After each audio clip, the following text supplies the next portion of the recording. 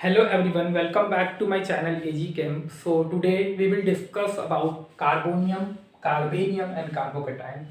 Topic दिखने में बहुत सिंपल है और सिंपल है भी, बट इससे बहुत इंपॉर्टेंट क्वेश्चन बनता है कार्बोनियम से। इंटरव्यू में भी पूछ सकते हैं कि क्या डिफरेंस होता है इन तीनों के बीच में, तो बहुत ही इंपॉर्टेंट है। चलिए देखते हैं, एक क्वेश्चन बताऊंगा जो कि बहुत इंपॉर्टेंट है, कार्बोनियम आयन के ऊपर है, तो वीडियो को एंड तक देखिएगा। चलिए स्टार्ट करते हैं कार्बोनियम से।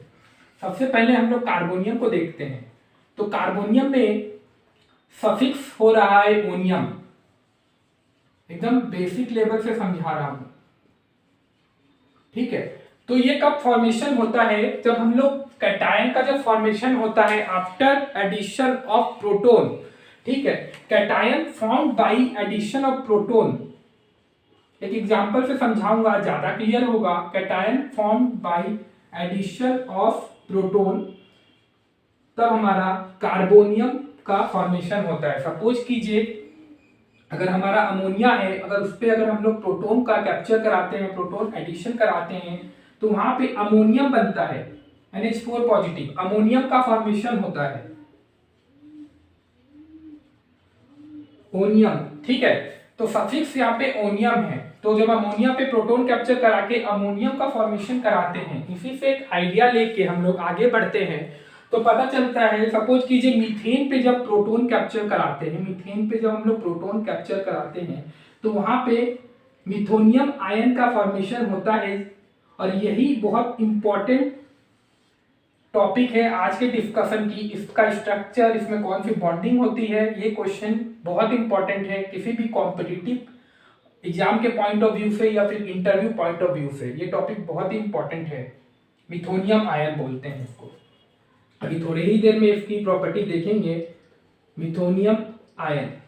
थोड़ा सा इसको देखने से पहले थोड़ा सा बात करते हैं कि ये न्यूट्रल मॉलिक्यूल है। आप लोग सोच रहे होंगे न्यूट्रल मॉलिक्यूल में प्रोटोन कैसे कैप्चर कर सकता है, और फिर ये जो कंपाउंड बन रहा है क्या ये एग्जिस्ट करता है कि नहीं।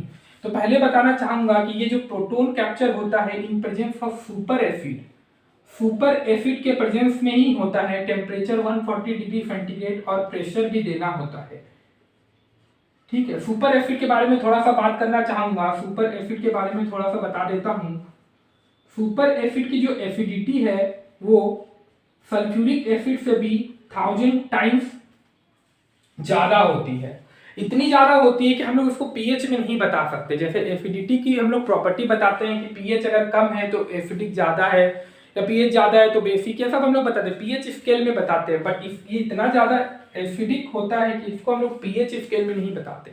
इसके लिए हैमेट एसिडिक प्रिंसिपल होता है, उससे हम लोग उसकी एसिडिटी डिटरमाइन करते हैं। ये बहुत ही ज्यादा एसिडिक है, बहुत ही ज्यादा, मतलब सल्फ्यूरिक एसिड से 1000 टाइम्स स्ट्रॉन्गर है। तो आप लोग समझ ही रहे होंगे कि कितनी ज्यादा एसिडिक है ये। तो मिथोनियम आयन का फॉर्मेशन होता है। और इसके बारे में बात करने से पहले अच्छा पहले इसके बारे में बात करते हैं, फिर मैं बताऊंगा।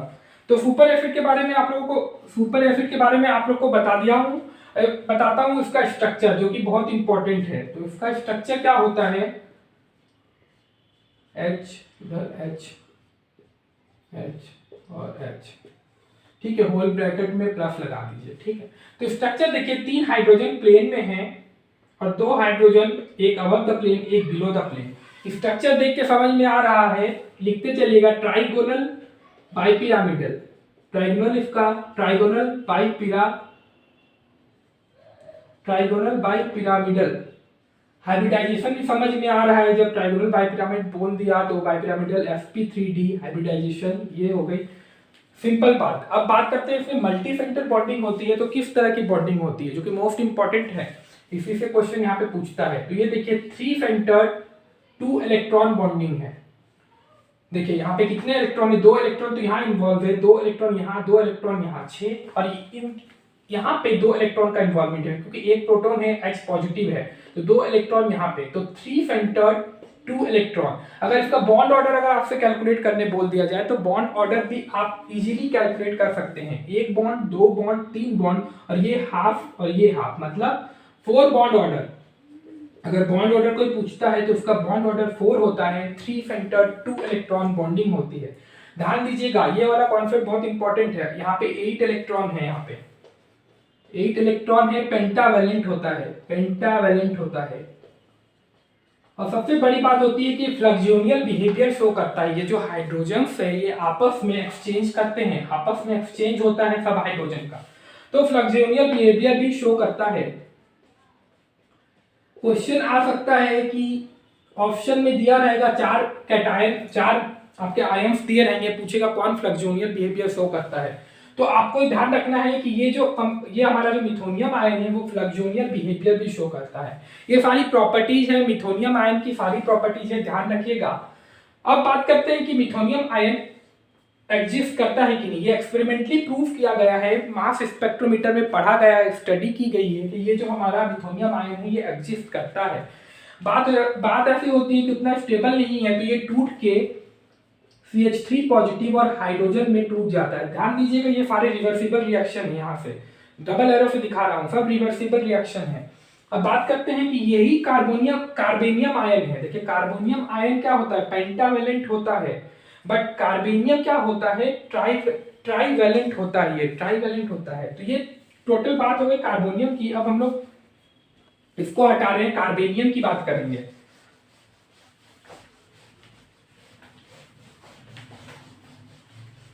तो कार्बेनियम होता है ट्राईवेलेंट, इसमें कुछ ज्यादा बताने के लिए नहीं है।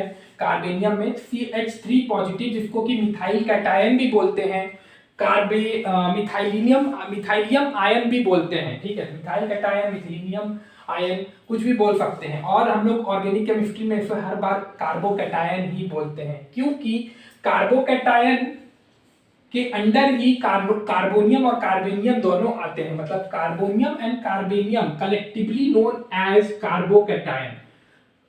कार्बोनियम और कार्बेनियम, देखिए O और E का डिफरेंस है, इसलिए कंफ्यूज मत होइएगा, कार्बोकैटायन ही बोलते हैं कलेक्टिवली। तो कार्बोकैटायन क्या है, वैलेंसी से इसको कोई फर्क नहीं पड़ता, कोई भी पॉजिटिव चार्ज को हम लोग इंडिकेट करते हैं कार्बोकैटायन से।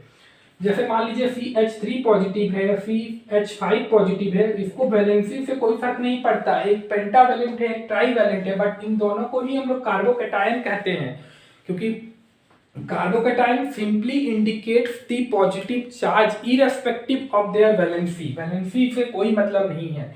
आइए इस पे थोड़ा सा गौर करते हैं, इसका स्ट्रक्चर देख लेते हैं। तो बहुत ही सिंपल है, बताना भी मतलब बता दे रहा हूँ, पर ये आप लोगों को पता ही होगा।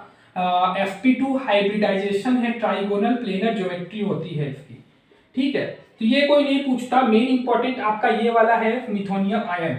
तो आज का टॉपिक मैं यहीं पे खत्म करना चाहूंगा। देखिए अगर इंटरव्यू में भी पूछ सकते हैं और क्वेश्चन तो बनता ही है CH5 पॉजिटिव पे। हम लोग जब बोरोन केमिस्ट्री जब पढ़ते हैं FP ब्लॉक इनऑर्गेनिक में, तब यहाँ पे टीचर्स बता देते हैं मिथोनियम आयन के बारे में, ठीक है। तो आज का लेक्चर यहीं पे खत्म करूंगा। आई होप कि आप लोगों को वीडियो अच्छी लग रही होगी, शॉर्ट है, इंफॉर्मेटिव है, अच्छी है। मैं और भी वीडियोज लेके आऊंगा जो कि मतलब मिक्सअप रहेगा, इनऑर्गेनिक ऑर्गेनिक फिजिकल, ठीक है। ऐसा नहीं है कि ऑर्गेनिक ही रहेगा, तो छोटे छोटे कॉन्सेप्ट लेके आऊंगा। ऐसा नहीं है कि फिर नेट गेट और आपका 11th-12th वाले स्टूडेंट से देख सकते हैं, इसे कोई भी केमिस्ट्री बैकग्राउंड का स्टूडेंट देख सकता है, क्योंकि बेसिक अंडरस्टैंडिंग है केमिस्ट्री की, कहीं पर भी पूछ लिया जाएगा, ठीक है। तो फिर आज का लेक्चर यहीं पे खत्म करता हूँ, फिर मिलते हैं अगले लेक्चर में।